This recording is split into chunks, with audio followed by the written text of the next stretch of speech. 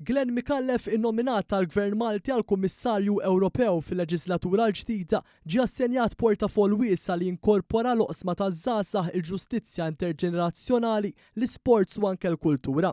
Dan hekk kif il-President tal-Kummissjoni Ewropea Ursula von der Leyen it-tlieta filgħodu ħabbret ir-ruoli assenjati lill-kabinett tagħha magħmul minn 26 kummissarju ieħor Ewropew li jekk jiġu approvati mill-Parlament Ewropew se jkunu qegħdin jakkumpanjawha fil-5 snin li ġejjin.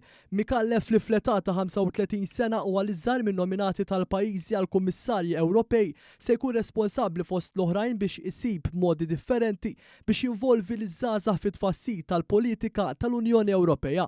Il-portafol ta' Mikallef iġor miegħu budget b'saħħtu li ammont tal-aktar minn 13 biljun euro b'fondi relatati ma' programmi bħal dak ta' Erasmus Plus, pjattaforma finanzjarja laqdiet mhux governattivi u finanzjament kulturali. Dwar l-irwol assenjat lil Mikallef il-President tal-Kummissjoni Ewropea fisret kif dan huwa wieħed innovattiv li wkoll iħaddan diversi joqsma għax jolqot lil kulħadd speċjalment liż-żgħażagħ. Von der Leyen enfasizzat li l-portafoll fdat lil Mikallef se jara li joħloq bilanċ ġust fis-soċjetà.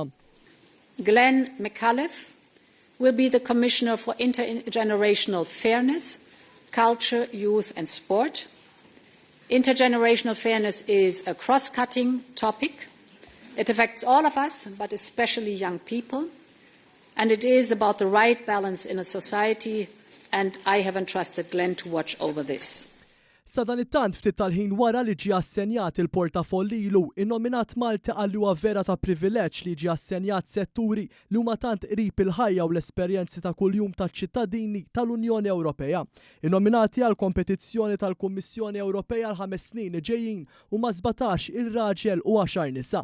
Il-pass li jmissu għal Mikallef flimkien ma' nominati l-oħrajn għal kummissarji minn 26 pajjiż mill-imsieħba fl-Unjoni Ewropea jaffaċċjaw dak li jsejjaħ il-grilling li jrid isir mill-membri tal-Parlament Ewropew biex imbagħad jittieħed vot fuq kull wieħed.